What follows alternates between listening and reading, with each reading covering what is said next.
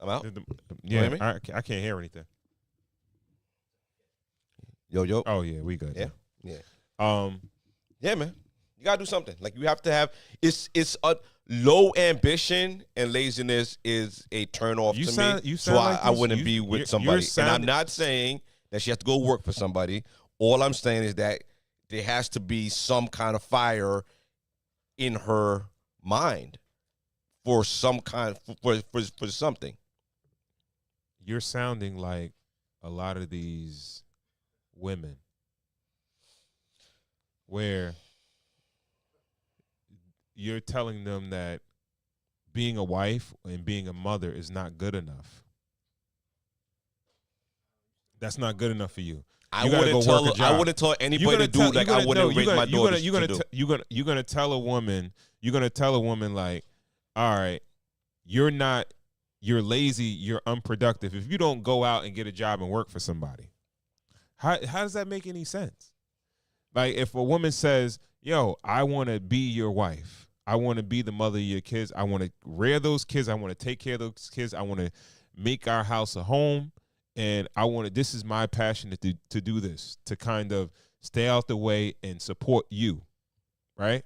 As you go out and you're the breadwinner or you're the leader of the household. Yeah. You want to know what I hear when you say that? That's lazy. Jig. G-unit. Like, she's just G'ing you, fam, to stay home. Like, yo, she just G'ing you to just lay up in the house, watch Maury, and do all that. All I hear is G, man. I'm good, man. And honestly, like a shorty that's going to try to G me just to be around and don't want nothing better for herself, I'm not going to be around that, so I'm good. Like, y'all can have the little trophy, you know what I mean, propped up on the shelf, but I'm not saying never did I say she got to go out and work for the man or anything like that. Yo, indirectly, that's what you're saying, if bro. She's saying, like, listen, yo, I'm working on my passion. I'm in there doing my little woodworking, and she's in the garage hooking up, like, wood stuff and making furniture and all that, and it never sells a dime. You know what? I'm fine with that because you got a passion for something. I'll carry us until your business gets off the ground. But if you just want to sit around, have no ambition, have no nothing, have no fire in your belly. I never said that. You're minimizing being a wife and being a mother. Pivot. That's what you're doing. Hakeem Olajuwon over here. Jokic over here on the pivot, huh? What? That's nice. No. Yo, I'm dead ass. That's nice. You fucking with a pro, though. I see you. Yo, bro. Like, yo, you're minimizing. And this is what I feel like a lot of the modern women do. They will shit on other women that decide that they prioritize being a wife or a mother other than picking their career. Yeah. And they call them pick-me's. They'll call them a pick-me, and they'll say like, well, I don't. You're pretty much on some Little House on the Prairie shit. More or less, like you're pretty much like a slave. You're on some slave shit. Like you're pretty much on some slave shit, and that's why you're doing what you're doing, because your man has control over your husband, has control over you. Yeah, you Amish, and you're being suppressed. Yeah, right. Yeah. But what is wrong with that? Light a little fire under they. Yo, do something. Volunteer. Go to your kids' school. Like. Do something. Maybe that could be like if she's into her president of the PTA and that's her passion. That's very much a possibility. Yeah. But you just all of a sudden like, yo, if you just taking care of my kids and you taking care of the house, you're lazy. That's like, the bare minimum of living, of existence. It's the bare minimum of existence is taking care of yourself and taking care of your children, which you're supposed to do. You're not gonna get credit for taking care of your kids. All right? No, nobody's asking for. What else? We're not talking about credit. We're talking coming to your funeral when you died. Are you gonna be the lady that? No, we're not talking about getting credit. It's like that's what I want to do. If a female says that's what I want to do, don't want to do nothing. Then there's a dude out there that wants someone to do nothing. Ladies, you hear him. He don't want to. You hear him, right? Maybe he don't want to. You hear him. You hear what he's saying. Ladies, right? My Mercedes. If you rear children, carry children, push them out, you taking care of those kids, taking care of a husband and a household. If you don't have a job to go along with that, you ain't doing shit. You're lazy. Yeah, right? You hearing it, right? Yeah, he I'm gonna get extreme the way he get extreme. Mischaracterizing. I'm gonna need you to stop. Right? Okay? I'm throwing the flag right now from the booth, from the coach's booth. Yeah. Flag or the play. Do you think today's man takes pride in taking care of their women and their family? I'm not sure if they're able to get to that point. You all one today, baby.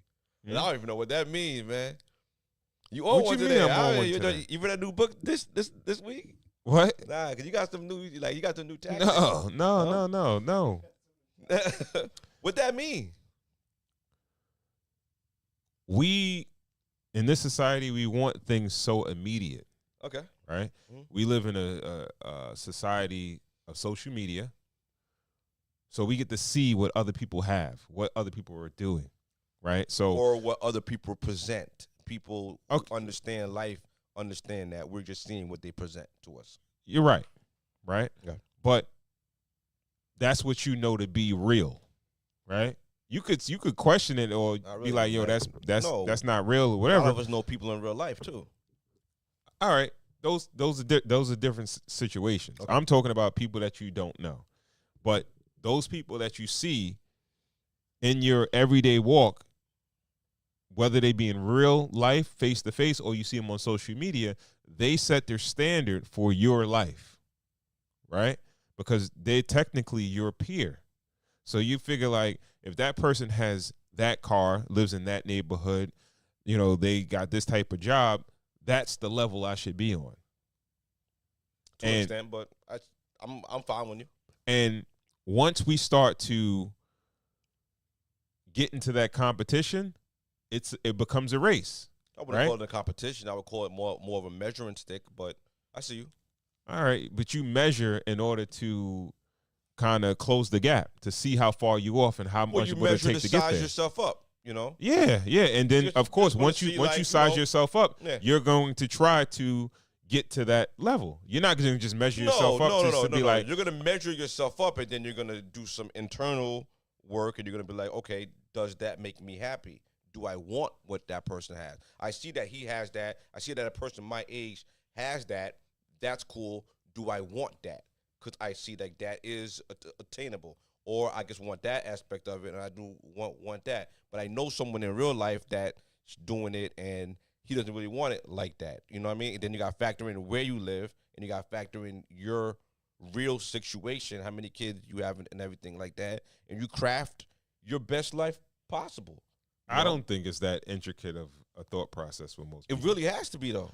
Because it just can't always be, I want that. Like, you just seeing someone's life, and that's what I think most people you like really got that. to do the work inside, and that's kind of All right, you talking about what we're going to talk about later, but it's really about what makes me happy. You talking about people doing the work, some inner work on some outer shallow shit.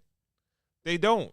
They're just seeing what's on the top layer, and they assume that it's probably better. So if they feel like what the person has is better than what they have, that's what they're gonna aspire to get, or the level they're gonna aspire